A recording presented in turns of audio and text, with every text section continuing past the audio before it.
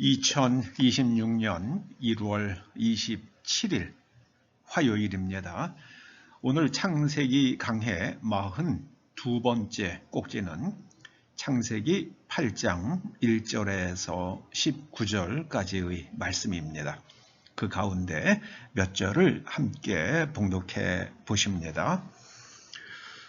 하나님이 노아와 그와 함께 방주에 있는 모든 들짐승과 가축을 기억하사 하나님이 바람을 땅 위에 불게 하심에 물이 줄어들었고 기품의 샘과 하늘의 창문이 닫히고 하늘에서 비가 그침에 601년 첫째 달 곧 그 달 초하룻날에 땅 위에서 물이 거친지라. 노아가 방주 뚜껑을 제치고 본즉 지면에서 물이 거쳤더라.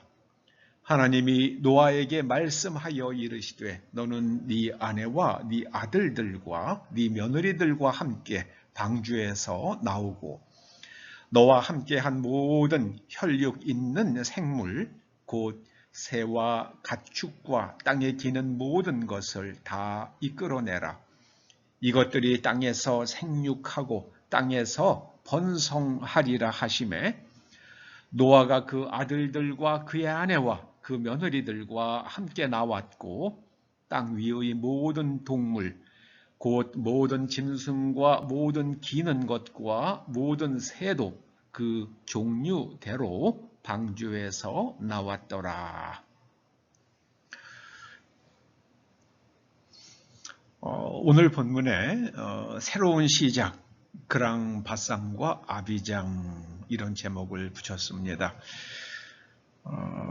그랑바쌈은 모르는 분들이 대부분이죠. 아비장은 서아프리카에 있는 아이보리 코스트라고 불리는 나라의 수도죠. 예전에는 영어로 아이보리 코스트라고 불렀지만은 그 나라가 불어를 공용어로 쓰기 때문에 불어로는 그 나라의 이름이 꼬트디부아죠. 꼬트디부아. 꼬트는 코스트고요. 디부아드는 정관사고 이부아는 아이보리죠. 꼬트디부아. 꼬트디부아는 우리나라의 그 첼시라는 영국 프로축구 팀의 공격수였던 드록바 선수의 나라로 그렇게 알려져 있습니다. 그런데 그 아이보리 코스트의 코트디부아의 수도가 아비장입니다. 근데 원래는 아비장이 아니었습니다. 아비장은 새로 세워진 수도입니다. 그 전에는 그 식민지 시절에는 그 수도가 그랑바쌈이었다고 합니다. 그랑은 크다는 뜻이죠. 그랑바쌈. 그랑바쌈은 인구가 한 20만 정도에 이르렀다고 합니다. 그런데 거기에 아주 지독한 말라리아가 창궐했습니다. 그래서 사람들이 다 죽어나가니까 그곳을 탈출해야만 했습니다. 이 말라리아 환자를 모기가 흡혈하고 또 다른 사람을 가서 또 모기가 무니까는 이제 그랑바쌈을 떠나는 것만이 목숨을 건질 수 있는 길이었기 때문에 사람들이 집을 버리고 그냥 그랑바쌈을 탈출했다고 부릅니다. 그래서 그랑바쌈에서 꽤 떨어진 곳에 다시 도시를 세우게 되는데 그게 바로 오늘날의 수도인 아비장입니다. 이런 이야기는 제가 1981년경에 그곳에 출장을 갔다가 현지인들로부터 들은 이야기입니다. 근데 현지인들이 그랑바쌈을 한번 가보라고 그러더라고요. 갔는데요. 그 뜨거운 태양 아래에 그 하얀 오래된 집들이 그렇게 그 길들 있는데 그 식민지 시대의 그 독특한 건축 양식이 있잖아요. 그런데 사람이 한 명도 안 살아요. 덩쿨이 우거지고 검은 물때가 끼고 곰팡이가 자라고 정말 폐허가 되어 있더라고요.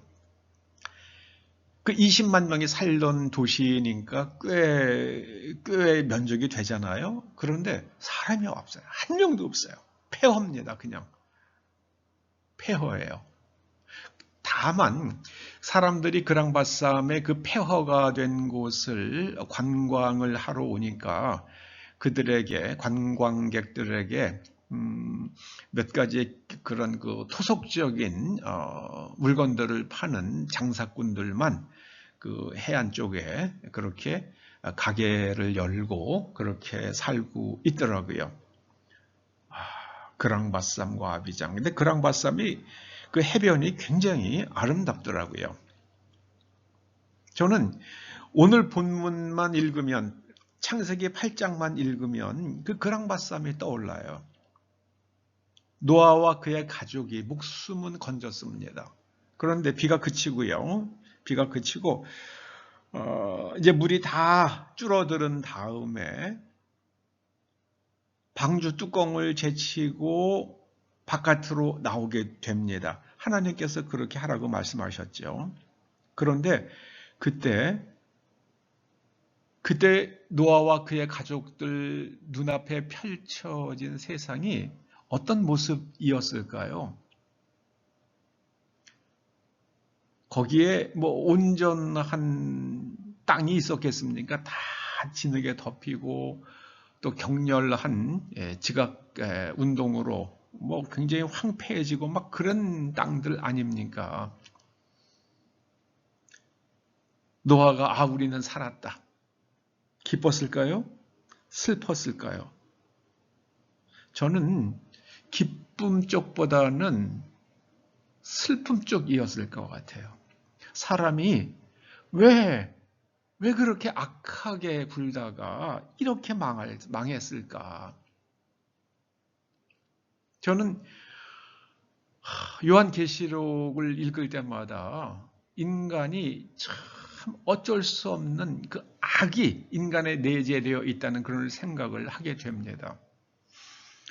뭐 바다의 3분의 1이 죽고 배들이 3분의 1이 깨지고 해도요, 사람들이 회개하질 않아요. 참 인간의 악은 지독합니다. 정말 지독해요.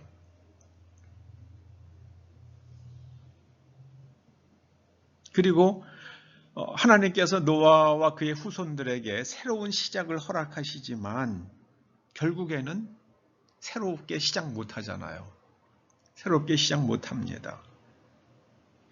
자식들이 번져나가는데 다시 또 악이 그들 삶 속에 둥지를 틀고 가지를 뻗기 시작합니다.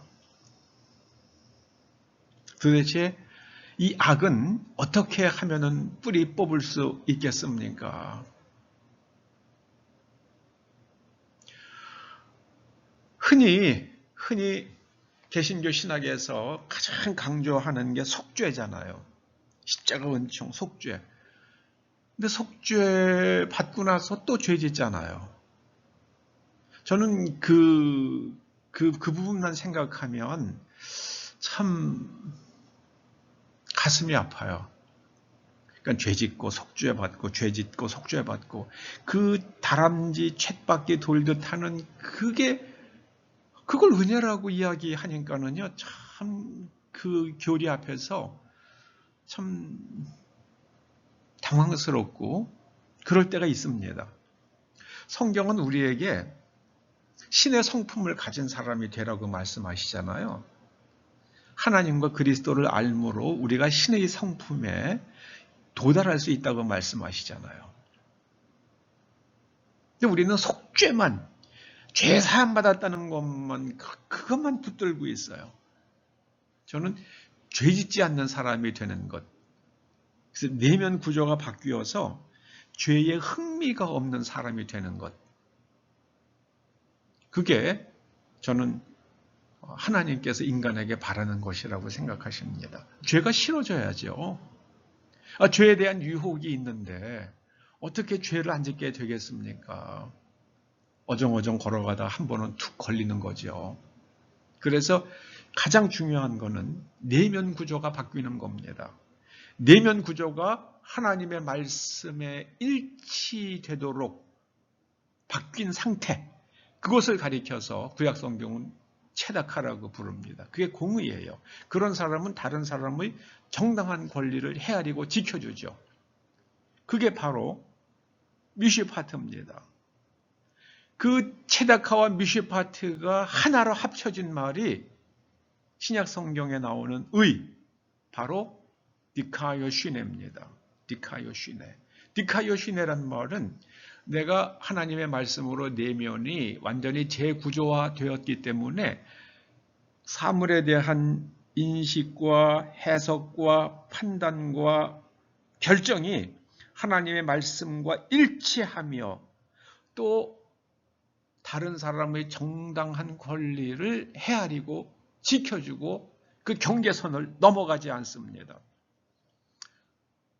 저희 동네에 제가 살고 있는 독서에 어떤 교회에 보면은 담장을 넘는 교회, 이런 표가 써 있는 교회가 있어요.